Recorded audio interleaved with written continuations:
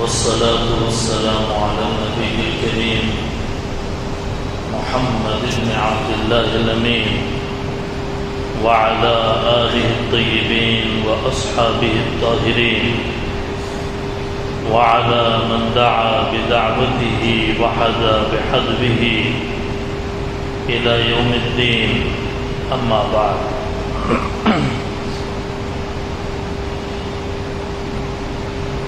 فأعوذ بالله من الشيطان الرجيم. بسم الله الرحمن الرحيم. من ذا الذي يقرض الله قرضا حسنا فيضاعفه له أضعافا كثيرة والله يقبض ويبسط وإليه ترجعون. صدق الله العلي العظيم. رب اشرح لي صدري ويسر لي أمري واحلل عقدة من لساني يفقهوا قولي. سبحان ربك رب العزة عما يصفون وسلام على المرسلين والحمد لله رب العالمين. اللهم صل على سيدنا محمد وعلى آل سيدنا محمد وبارك وسلم. اللهم صل على سيدنا محمد وعلى آل سيدنا محمد وبارك وسلم. اللهم صل على سيدنا محمد وعلى آل سيدنا محمد وبارك وسلم. حاضرین محترم، سامعین عالی مقام، گزشتہ جمعہ اس بات کا اعلان کیا گیا تھا کہ قیامت کی علامات میں حضرت امام مہدی علیہ رضوان کی آمد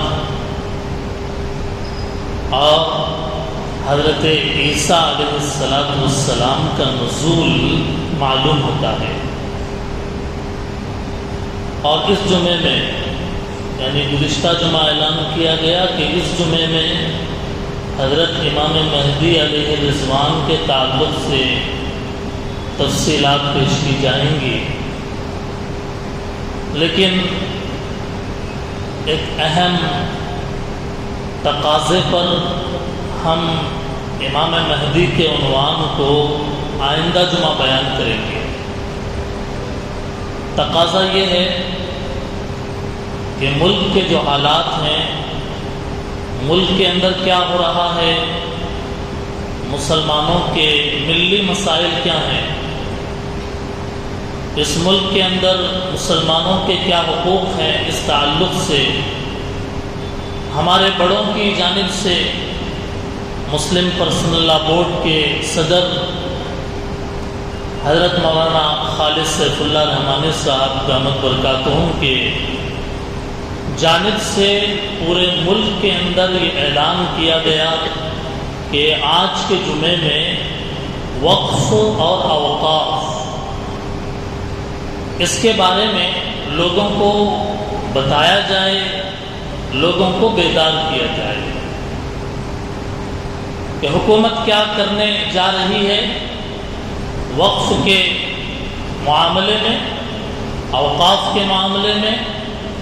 تو ظاہر ہے کہ ہر مسلمان کو تو اس کا علم نہیں ہوتا.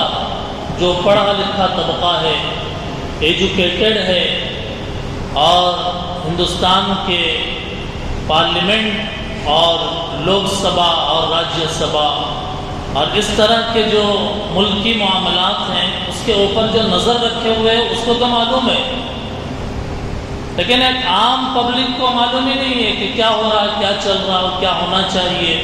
اور ایک مسلمان ہونے کے ناطے اس مومنٹ پر ہمیں کیسے باخبر رہنا چاہیے. اس کے لیے آج کے جمعے میں یہ عنوان طے کیا گیا کہ اوقاف کی حفاظت ہر قیمت پر ضروری ہے۔ اوقاف یعنی وقف پراپرٹی۔ اب وقف پراپرٹی کیا چیز ہوتی ہے؟ کیا یہ دنیاوی معاملہ ہے یا دین سے اس کا گہرا تعلق ہے؟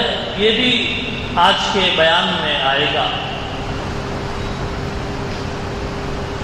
محترم بزرگوں، اسلام میں جیسے انفرادی طور پہ نماز پڑھنے کا حکم دیا گیا، روزے رکھنے کا حکم دیا گیا، حج کرنے کا حکم دیا گیا، اور اس کے اوپر اجر و ثواب کا وعدہ کیا گیا۔ نماز پڑھو گے تو ثواب ملے گا، روزہ رکھو گے ثواب ملے گا، حج کرو گے تو ثواب ملے گا۔ ایسے ہی اللہ کے مخلوق کی خدمت کرنا بھی یہ بڑا اجر کا کام ہے۔ اللہ تعالیٰ کی مخلوق میں بالکل غریب لوگ، فقیر، غریب، مسکین، لاچار، بیوہ، یتیم، اپاہج، معذور، راستہ چلنے والے مسافرین، ایسے لوگوں کی خدمت کرنا بھی بڑے اجر و ثواب کا باعث ہے۔ کسی غریب کے کام آ جانا، کسی بیوہ کے کام آ جانا، کسی مطلقہ جس کو طلاق، ڈیورس جس کو ہو گیا، اس کا کوئی دیکھنے والا نہیں ہے، اس کے راشن کا انتظام کرنا، یہ بھی جیسے نماز عبادت ہے، یہ بھی عبادت ہے، یہ کرنا بھی عبادت ہے۔ اس لیے اسلام میں صدقے کا زیادہ حکم دیا گیا۔ آپ بہت کنیکٹ رہیے، صدقے کا حکم دیا گیا۔ صدقہ ایک تو یہ ہوتا ہے کہ بھئی کوئی ضرورت مند آ گیا، پیسہ نکال کے دے دیا، اس ضرورت مند نے اس پیسے سے اپنی ضرورت پوری کر لی، بات ختم ہو گئی۔ کوئی بھوکا آ گیا، اس کو کھانا کھلا دیا، بات ختم ہو گئی، بے شک ثواب ہے اس میں۔ لیکن ایک ہے کہ ایسا نیک کام کرو کہ وہ ایک بار میں ثواب ختم نہ ہو، بلکہ اس کا ثواب آگے تک چلتا رہے۔ جیسے مثال کے طور پہ کوئی مسجد بنا دی، پیسہ خرچ کر کے کسی جگہ مسجد بنا دی، اب جب تک وہ مسجد زمین پر قائم رہے گی، اس کے اندر نماز پڑھی جاتی رہے گی، اس کا ثواب اس کو ملتا رہے گا۔ کسی جگہ پانی کی سخت ضرورت ہے، بور کی ضرورت ہے، ہم نے وہاں پہ ایک بورویل لگوا دیا اور کھدوا دیا، ایک کنواں بنا دیا۔ اب جب تک وہ پانی وہاں سے لوگ پیتے رہیں گے، جی راستہ چلنے والے وہاں پانی پیتے رہیں گے، تو اس کا ثواب ملتا رہے گا۔ تو اس کو کہتے ہیں صدقہ جاریہ، اس کو کہتے ہیں صدقہ جاریہ، جاری رہنے والا صدقہ ہے یہ۔ وہ پہلے والا کھانا کھلا دینا، کپڑا پہنا دینا، وہ بھی صدقہ ہے، اس کا بھی ثواب ہے، لیکن یہ صدقہ جاریہ ہے۔ اسی لیے مسلم شریف کی روایت کے اندر ہے، حدیث نمبر 4310، انسان جب مر جاتا ہے اس کے سارے نیک اعمال ختم ہو جاتے ہیں، بند ہو جاتے ہیں۔ جب تک زندگی ہے نیک کام کرے گا، مر جائے گا تو کیا نیک کام کرے گا وہ؟ لیکن مرنے کے بعد 3 کام ایسے ہیں جس کا اسے ثواب ملتا رہے گا۔ پہلا کام یہ ہے کہ صدقہ جاریہ، صدقہ جاریہ ایسا صدقہ جو ہمیشہ سے جاری ہے۔ کوئی مسافر خانہ بنا دیا، کوئی پانی کا نظم کر دیا، اور غریبوں کے لیے کوئی مکان بنا دیا، دے دیا، صدقہ جاریہ۔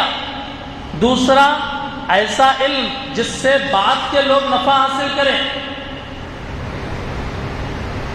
استاذ ہے، وہ دین کا علم سکھا رہا ہے، اب وہ مر جائے گا استاد، لیکن اس نے جو دین کا علم جتنے لوگوں کو سکھایا اس کا ثواب اسے ملتا رہے گا مرنے کے بعد بھی۔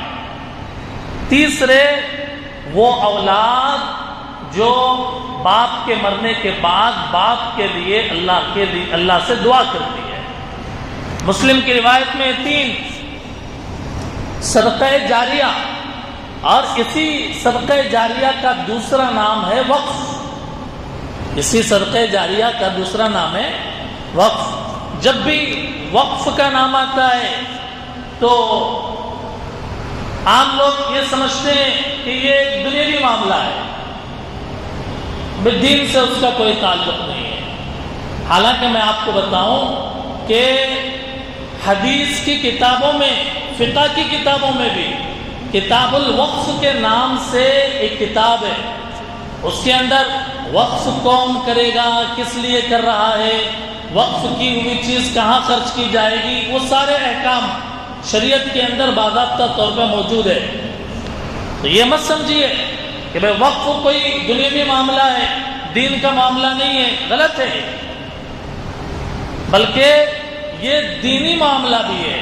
اسی لیے وقف کے معنی روکنے کے ہیں۔ عربی میں وقف کے معنی روکنا، اور وقف میں اصل چیز کو روک کر اس سے حاصل ہونے والا نفع وقف کرنے والے کے منشے کے مطابق مستحقین پر خرچ کر دیا جاتا ہے۔ اصل چیز خرچ نہیں ہوتی، بلکہ اس سے جو فائدہ نکل رہا ہے اور وہ فائدہ جب مستحقین تک پہنچ رہا ہے اس کا ثواب وقف کرنے والے کو ملے گا۔ اور ایک آدمی نے جب وقف کر دیا تو اب وہ اس کا مالک نہیں ہے۔ شریعت یہ کہتی ہے کہ مثال کے طور پہ کسی نے کوئی زمین اللہ کے گھر کے لیے وقف کر دی تو گویا اب اللہ اس کے مالک بن گئے۔ وقف کرنے والے نے وقف کر دیا اور اس کی ملکیت سے وہ چیز نکل گئی، اب وہ اس کا مالک نہیں کہلائے گا۔ ہاں، اس کو اس کا ثواب ضرور ملے گا، اس کو اس کا ثواب ضرور ملے گا، لیکن اب مالک اللہ ہوں گے۔ وقف کرنے کے بعد وہ چیز وقف کرنے والے کی ملکیت میں باقی نہیں رہتی، بلکہ اللہ تعالیٰ کی ملکیت میں داخل ہو جاتی ہے۔ اوقاف کیا ہے؟ وقف کی جمع ہے، اور وقف کی بہت ساری قسمیں ہیں۔ جیسے ایک قسم اس کی یہ ہے کہ قرآن اور حدیث کی کتابیں مسجد کے اندر لا کے رکھ دیے، جہاں ضرورت ہے، بے ضرورت نہیں، پڑھنے والے ہی نہیں ہیں، اور جو ہے قرآن پہ قرآن، حدیث کی کتابوں پہ کتابیں لا کر رکھ رہے، نہیں، جہاں ضرورت ہے، جہاں جانماز کی ضرورت ہے، جی جہاں جو ہے قرآن کی ضرورت ہے، وہاں پہ یہ ایک وقف کی قسم ہے۔ ایسے ہی جہاں پانی کی ضرورت ہے، ایک قسم اس کی کہ وہاں پہ سبیل لگوا دیا، پانی کا انتظام کروا دیا۔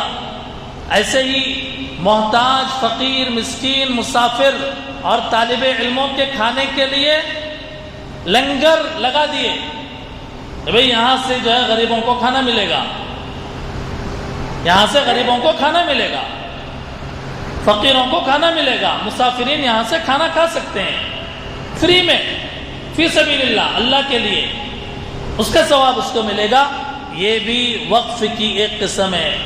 ایسے ہی بیواؤں، یتیموں، معذوروں اور متعلقہ عورتوں کے لیے وقف کرنا، ایسے ہی ہاسپٹل قائم کرنا فری میں جہاں پہ غریبوں کا علاج ہو، وہ بھی وقف کی ایک قسم ہے۔ ایسے ہی حاجیوں کے رہنے اور کھانے پینے کے لیے وقف کرنا، مقامات مقدسہ کے لیے وقف کرنا۔ آپ نے دیکھا ہوگا کہ حرم شریف میں جو کلاک ٹاور ہے، اس کلاک ٹاور کے اوپر یہ لکھا ہوا ہے وقف للحرمین الشریفین، کہ یہ کلاک ٹاور کی جو عمارت ہے، اس کی جو آمدنی ہے وہ پوری آمدنی حرم شریف پر، مسجد حرام، خانہ کعبہ پر خرچ ہوگی۔ اس کے اندر کمرے، ہوٹلز اور مالز بنے ہوئے ہیں، اور اس کا جو بھی پیسہ آئے گا وہ حرم شریف کے ضروریات پر خرچ ہوگا۔ یہ بھی ایک قسم ہے۔ مسافرین کے لیے وقف، بھائی مسافرین کے لیے رہنے کے لیے مسافر خانے بنائے جائیں تو یہ بھی اس کے لیے یہ وقف ہے۔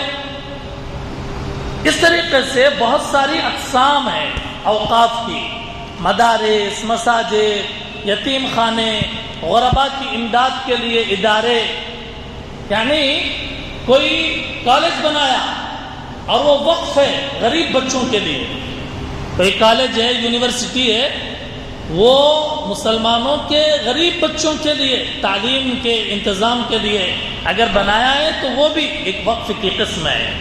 غریبوں کے لیے اور ان کے علاج کے لیے ہاسپٹل بنانا، مسافر خانے بنانا، یہ بھی اس کی قسم ہے وقف کی، اور اس کے احکام ہیں، شریعت کے احکام شریعت کے اندر بیان کیے گئے ہیں۔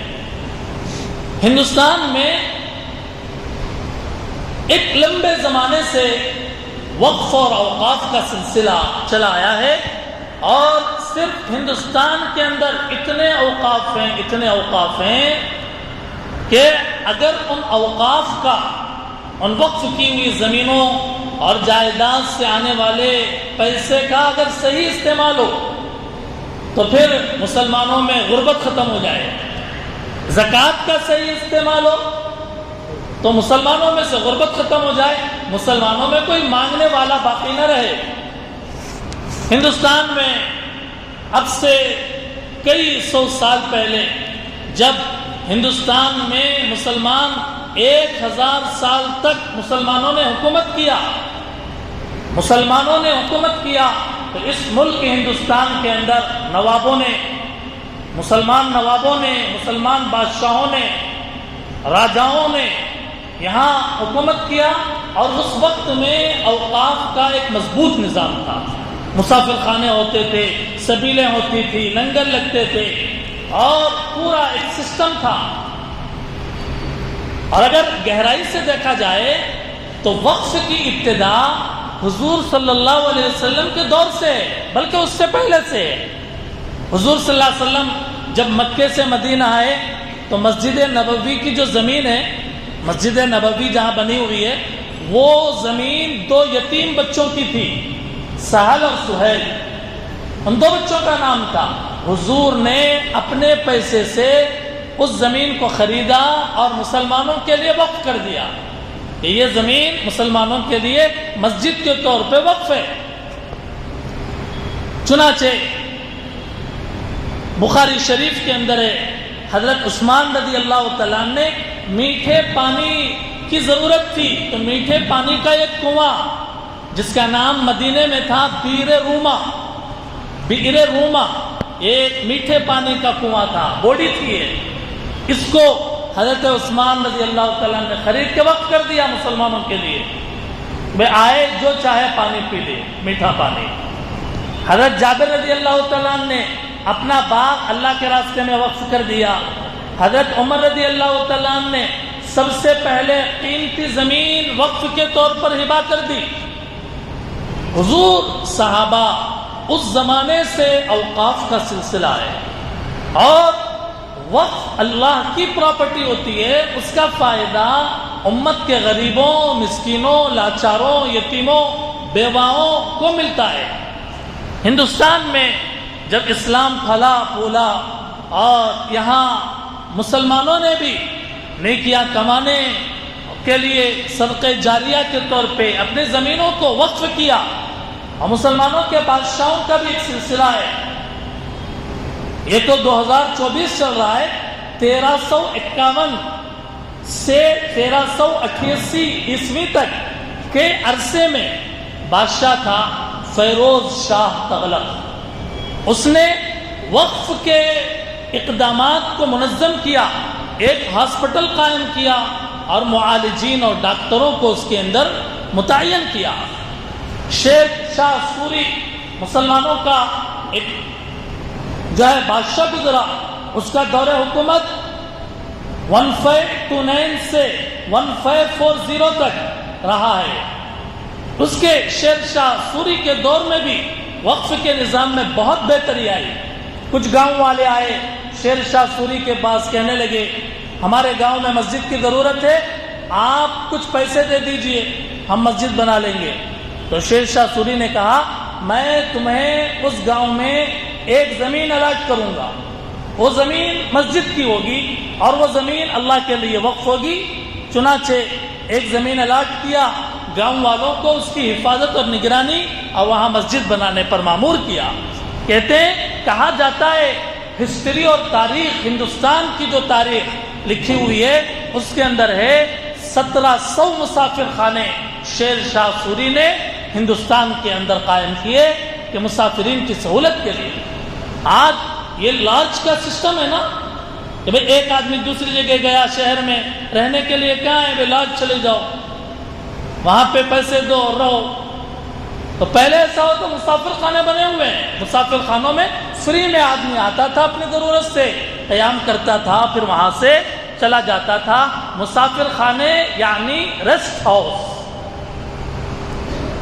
شہنشاہ جلال الدین اکبر نے بھی وقف اراضی پر عالی شان عمارتیں بنائی جس سے بہت آمدنی ہوئی. آج آپ اندازہ لگائیے, پورے ملک کے اوپر نظر ڈالیے, جو پرانے ایریاز ہیں دلی میں, یو پی میں اور خود ہمارے دکن حیدرآباد میں, کتنی پرانی عمارتیں ہیں اوقاف کی. یہ سب پرانے زمانے کی وقف کی عمارتیں. اب اتنی بڑی, ایک مسلمانوں کے اسلام کا حسن تھا کہ اسلام نے امیروں کا تو خیال کیا ہی, لیکن مسلمان غریبوں کا, یتیموں کا, مسکینوں کا, لاچاروں کا, اپاہجوں کا, بیواؤں کا, مطلقہ عورتوں کا, ان کا بھی خیال کیا. اور اس کے لیے یہ وقف کا سسٹم چالو کیا, اور اس کے لیے مال غنیمت کا سسٹم چالو کیا. اس کے اندر سے ان کو حقوق ملا کرتے تھے, وظائف, پنشن کو ملا کرتی تھی, اسلامی حکومت سے ان کو دیا جاتا تھا.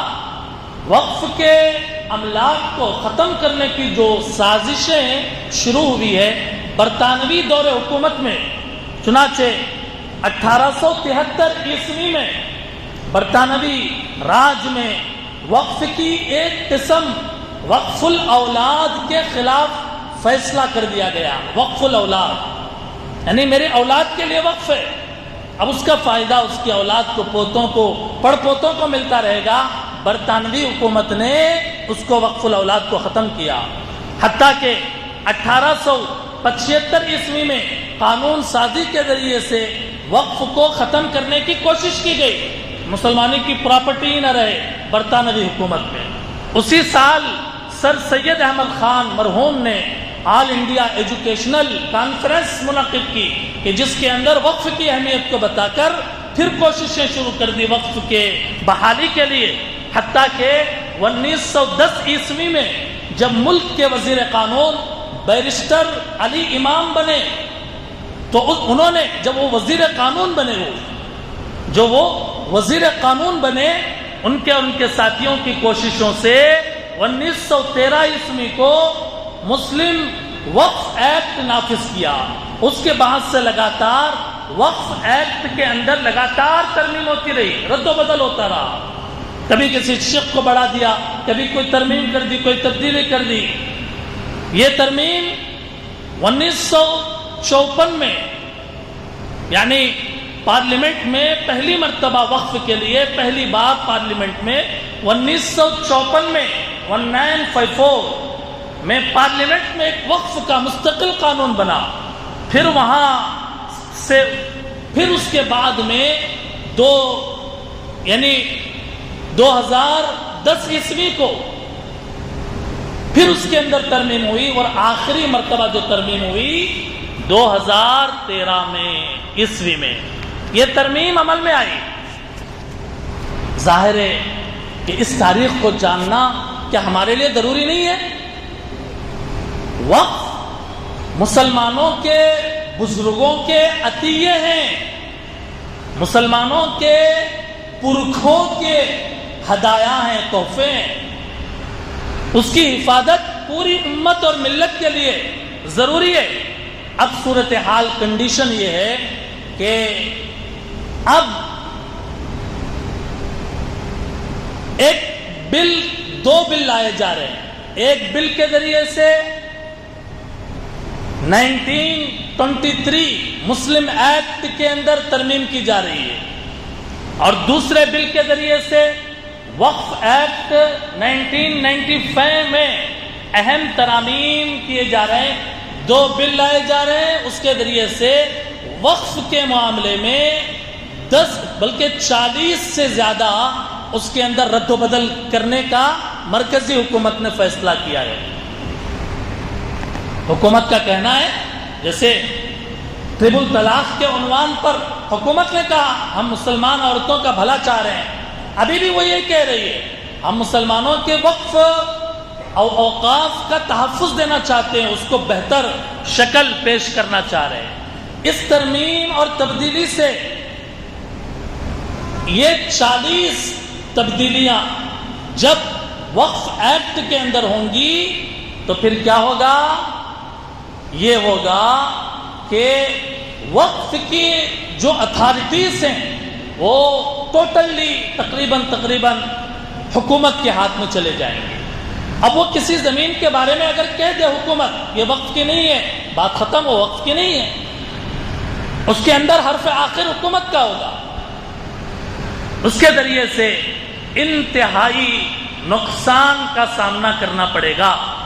اسی لیے اس وقت میں امت کے جو اکابر ہیں، بزرگان دین ہیں، جمعیت العلماء ہند ہے، مولانا محمود اسعد مدنی دامت برکاتہم میں، مسلم پرسنل لا بورڈ کے صدر، ہم سب جانتے ہیں حیدرآباد کے مشہور عالم دین حضرت مولانا خالد سیف اللہ صاحب رحمانی دامت برکاتہم جو صدر ہیں آل انڈیا مسلم پرسنل لا بورڈ کے، انہوں نے پورے ملک کے مسلمانوں کو اس صورتحال سے واقف کرانے کی کوششیں شروع کر دی ہے کہ اب تک کی صورتحال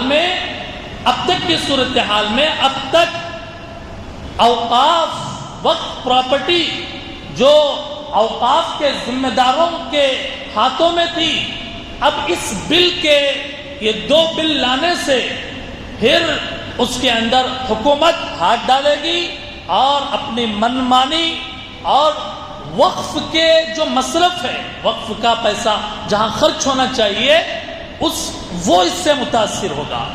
اسی لیے مسلمانوں کو بیدار کیا جا رہا ہے، مسلمانوں کو بتایا جا رہا ہے۔ آج کا مسلمان کیا ہے صاحب؟ بھائی اپنی دکان، اپنا گھر، کاروبار۔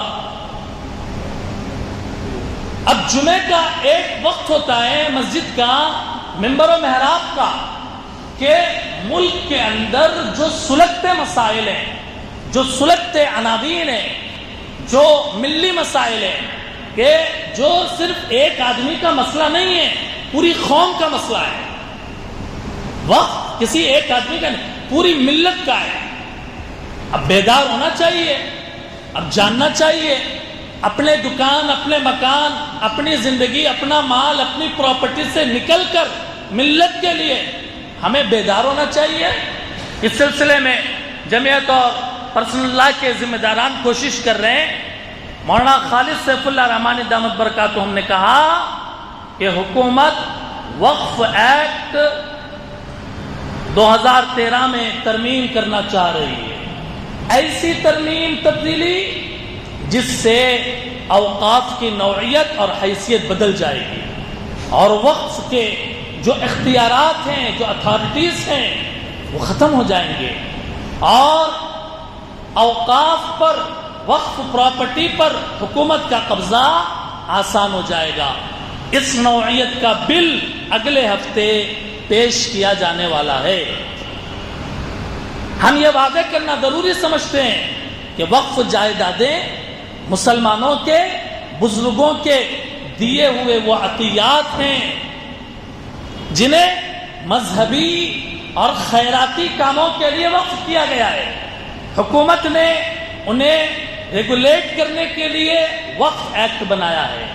وقف ایکٹ اور اوقافی جائیدادوں کو دستور ہند، یعنی اس ملک کا جو لا ہے، اور شریعت اپلیکیشن ایکٹ 1937 جو ایکٹ ہے، وقف کی تحفظ فراہم کرتا ہے، وقف کا تحفظ دیتا ہے۔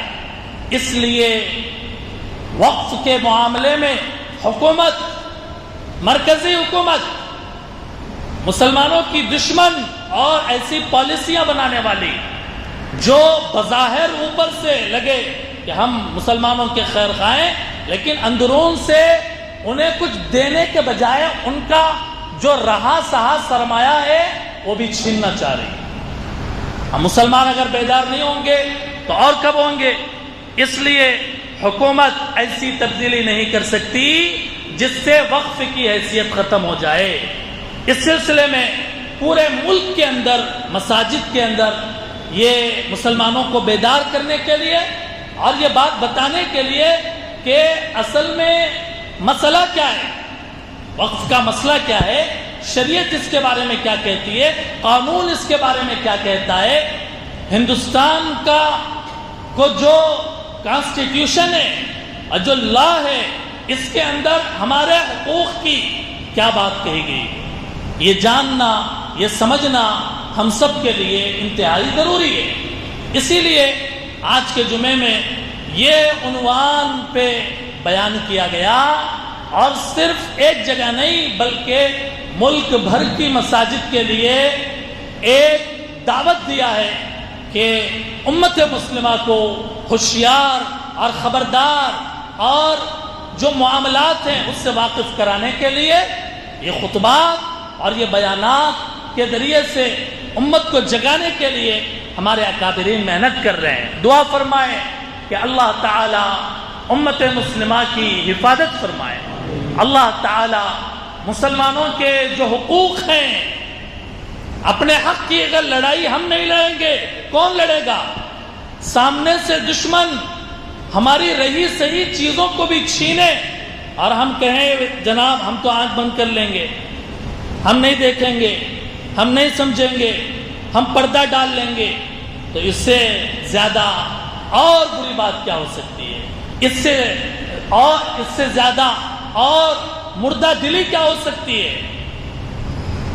اس لیے ضرورت ہے اس بات کی کہ مسلمانوں کے بزرگوں، مسلمانوں کے بڑوں کی جانب سے جو اوقاف کے نام سے جو گویا کہ جائیدادیں ہیں، پراپرٹیز ہیں، کہ جس کا فائدہ پورے امت مسلمہ کے غریبوں، یتیموں، بیواؤں، مطلقہ عورتوں، مسافروں اور اپاہجوں، معذوروں، لنگڑوں، لولوں سب کو اس کا فائدہ جانا ہے۔ اب اس کے اوپر بھی نظر ہے اور اس کو چھیننے کی کوشش کی جا رہی ہے۔ اللہ کی رحمت میں، اللہ کی رحمت سے آدمی کو مایوس نہیں ہونا چاہیے، اپنے دائرے میں ہم کو ہوشیار خبردار رہنا چاہیے اور دعا کرنا چاہیے، دعا کرنا چاہیے، اس لیے کہ دعا کے اندر بڑی طاقت ہے، دعا کے اندر بڑی قوت ہے، اور دعا کے ذریعے سے اللہ تعالیٰ کے آگے گڑ گڑانا چاہیے کہ اللہ تعالیٰ اس ملک کے اندر مسلمانوں کو ایمان کی حفاظت فرمائے، مسلمانوں کے جان، مال، عزت اور آبرو کی حفاظت فرمائے۔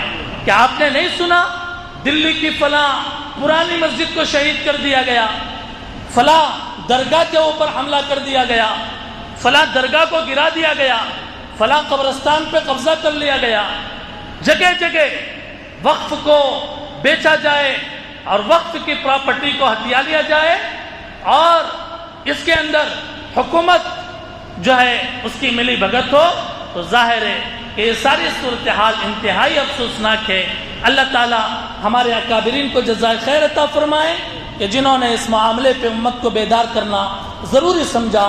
وقف کا معاملہ صرف دنیاوی معاملہ نہیں ہے، آئیے ہم آپ کو بتاتے ہیں، ہدایہ اٹھا کر آپ کو بتاتے ہیں، شرع وقایہ اٹھا کر آپ کو بتاتے ہیں، حدیث کی کتابیں اٹھا کر کہ جس کے اندر کتاب الوقف کے نام سے ایک مستقل سبجیکٹ ہے، اس کے اندر احکام ہے، اس کے اندر واقف، موقوف، موقوف علیہ، موقوف لہو کے احکام اس کے اندر بیان کیے گئے ہیں۔ اللہ تعالیٰ فہم صحیح کی توفیق عطا فرمائے۔